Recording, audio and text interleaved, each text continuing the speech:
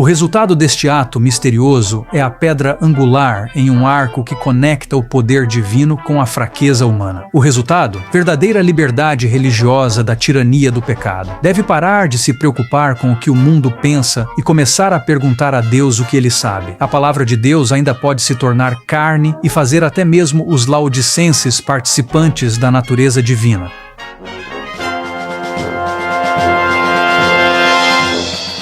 João, capítulo 1, versículo 14 diz: "E o Verbo se fez carne e habitou entre nós." Na vida de Jesus Cristo, o divino e o humano se uniram em um processo que transcende a compreensão humana. O Verbo vivo de Deus, que no princípio estava com Deus e era Deus, tornou-se parte de sua criação. A palavra falada tomou carne e sangue e foi feita à semelhança dos homens. O resultado deste ato misterioso é a pedra angular em um arco que conecta o poder divino com a fraqueza humana. O resultado? Verdadeira liberdade religiosa da tirania do pecado. Assim como o Verbo divino se fez carne na vida de Jesus Cristo, assim também a palavra de Deus deve se tornar carne em nossas vidas. Como Tiago diz, devemos ser praticantes da palavra e não apenas ouvintes, enganando a nós mesmos.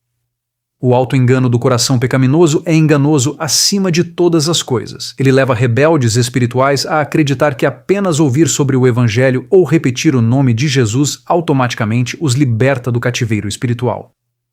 Descarta a dúvida, a ganância, a luxúria, a infidelidade, o abuso de poder, a manipulação e o egoísmo como meros obstáculos insignificantes na estrada para o céu. Deixa frequentadores de igreja mornos medicados com uma anestesia de bem-estar que mascara o câncer mortal do pecado. A perseguição religiosa é desnecessária, onde o coração pecaminoso reina porque o efeito da palavra já foi destruído. As mentiras contadas e acreditadas pelo coração pecaminoso são, portanto, a forma mais enganosa e eficaz de tirania espiritual.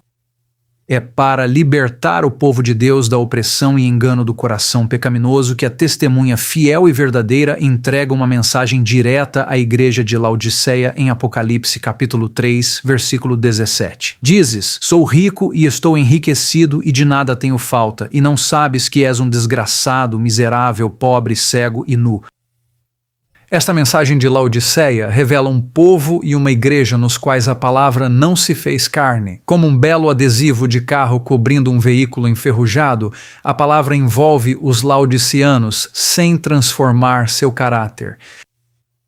Embora repetida nos púlpitos, espalhada por sites e distribuída como folhas de outono em materiais impressos, a palavra permanece, no entanto, como uma observadora externa ao orgulho autoenganador do coração laodiceano. Embora frequentemente mencionada e discutida, a palavra não deixa uma impressão duradoura na mente laodiceana. Não realiza uma conversão permanente na vida laodiceana. No final das contas, os laodicenses são como aquele homem descrito por Tiago, que ao ver seu rosto natural em um espelho, vai embora e imediatamente esquece como era. A condição não é apenas lamentável, é fatal. A verdadeira testemunha identifica os perigos específicos da condição laodicense. A primeira é que eles são miseráveis. A palavra grega usada aqui aparece apenas uma outra vez no Novo Testamento, em Romanos capítulo 7. Nesse trecho, o apóstolo Paulo relata a sua incapacidade natural de fazer o que é certo e de parar de fazer o que é errado. Sua triste história culmina com a exclamação no versículo 24: "Ó homem miserável que sou, quem me livrará do corpo desta morte?" Ser miserável é não experimentar vitória sobre o poder do pecado. Os laodicenses, como Paulo em sua força humana natural, são miseráveis porque não conseguem vencer o pecado. Alguns estão presos pelo domínio de hábitos destrutivos forjados ao longo de anos de intemperança e autodestruição. Outros, distraídos pelas coisas deste mundo, nunca exercem a fé necessária para experimentar o poder de Deus em suas próprias vidas. Outros, talvez a maioria, acabam acreditando em um pensamento coletivo laodiciano que simplesmente nega a possibilidade de vitória sobre o pecado. Quaisquer que sejam as razões, os laodicianos permanecem obedientes às exigências implacáveis do coração pecaminoso.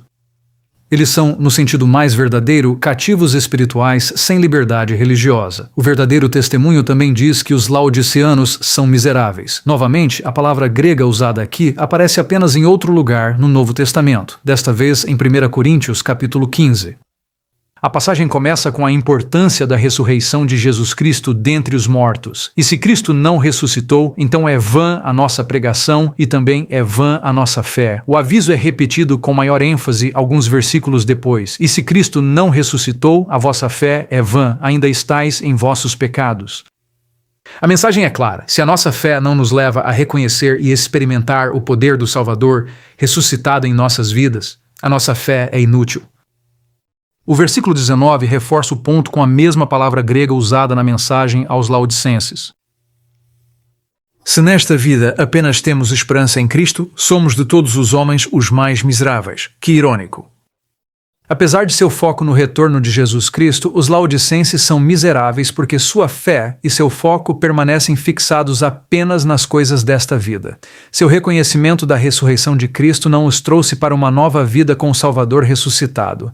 Em vez disso, o velho homem continua encantado e controlado pelos costumes, tradições, políticas, relacionamentos e elogios do mundo. Como resultado, os laodicenses permanecem pobres, cegos e nus. A boa notícia é que Deus ama os laodicenses. A verdadeira testemunha revela a solução do céu para sua pobreza, cegueira e nudez. Aconselho-te a comprar de mim ouro refinado no fogo, para que te tornes rico, e vestes brancas, para que te vistas, e a vergonha da tua nudez não apareça, e unge os teus olhos com colírio, para que vejas. Sim, precisamos da vestimenta da justiça de Cristo, da fé que opera pelo amor e de olhos que possam ver claramente a luz brilhante da profecia brilhando como uma estrela da manhã em nossos corações. Mas para ter essas coisas, devemos primeiro aceitar a solução do céu para nossa condição miserável e desgraçada. A cura para a miséria é encontrada no versículo 19. Aos que amo, eu repreendo e castigo. Sê zeloso, portanto, e arrepende-te. Laodiceia deve se arrepender de sua mundanidade e falta de zelo pelas coisas do céu. Em algum momento, para que Laodiceia seja salva, deve confessar que muitas vezes se importa mais com o mundo do que com Deus. Deve admitir que frequentemente age como se o dinheiro significasse mais do que missões, a segurança mais do que salvar almas, e o sinal de virtude mais do que a verdade. Deve parar de se preocupar com o que o mundo pensa e começar a perguntar a Deus o que ele sabe. Embora o arrependimento seja, em última análise, um presente de Deus, ele nunca forçará a conversão àqueles que não desejam ser mudados. O ato de arrependimento é nossa escolha, é nossa responsabilidade. E se continuarmos sendo pecadores miseráveis presos nas garras do coração enganoso, será apenas nossa culpa. Seja zeloso, portanto, e arrependa-se. E quanto à condição miserável de Laodiceia, o que liberta uma pessoa do aperto de ferro do corpo da morte? Que poder liberta um cativo das exigências incessantes do velho homem do pecado? A resposta vem em Apocalipse 3, versículo 20. Eis que estou à porta e bato. Se alguém ouvir a minha voz e abrir a porta, entrarei em sua casa e cearei com ele, e ele comigo. A verdadeira testemunha aqui explica a única solução para o pecado. A palavra deve se tornar carne e habitar dentro de nós. O Espírito Santo deve executar o velho homem do pecado e nos revigorar com poder divino. Devemos nos tornar participantes da natureza divina. Os laodicenses frequentemente leem este versículo e respondem com uma calorosa autoconfiança. Não é maravilhoso como Jesus está próximo de nós, batendo à porta do nosso coração? Sim, o Salvador ama os laodiceanos, e sim, ele está batendo nas portas de seus corações. Mas a fria realidade é que Cristo está pedindo para entrar porque os laodiceanos nunca realmente o convidaram para dentro.